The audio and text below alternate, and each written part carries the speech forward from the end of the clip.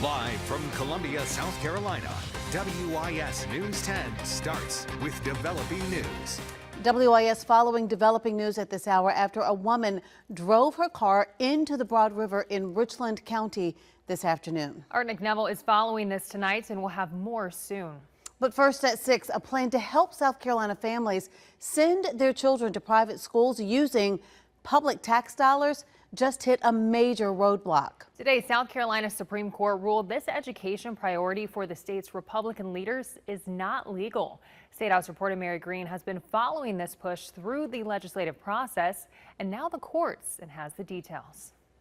In a 3-2 decision Wednesday, the South Carolina Supreme Court struck down part of the state's new Education Scholarship Trust Fund program. But the part of the program they struck down is the heart of it.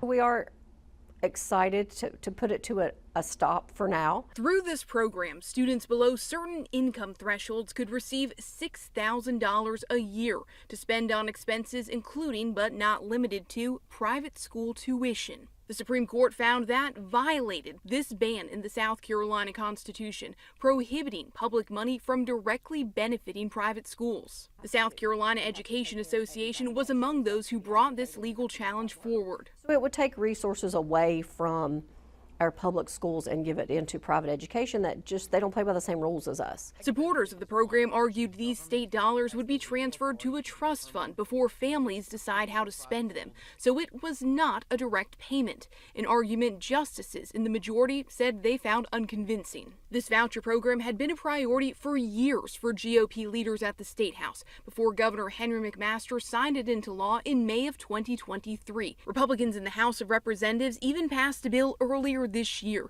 to remove income caps for eligibility before senators halted that push, in part because the court still hadn't ruled whether the program itself was legal. Republican Superintendent of Education Ellen Weaver has been a longtime proponent, and she said in a statement in part, families cried tears of joy when the scholarship funds became available for their children, and today's Supreme Court ruling brings those same families tears of devastation. McMaster says they will request the court reconsider its decision, quote, so that the children of low-income families may have the opportunity to attend the school that best suits their needs. Now, the court did not strike down this program entirely.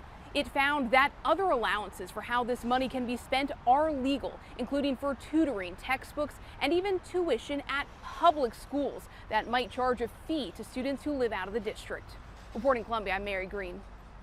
All right, Mary, thank you. The South Carolina Department of Education tells us it has now halted payments for private school tuition and fees following this ruling. And it adds that this order does not require approved families return payments that they have already received.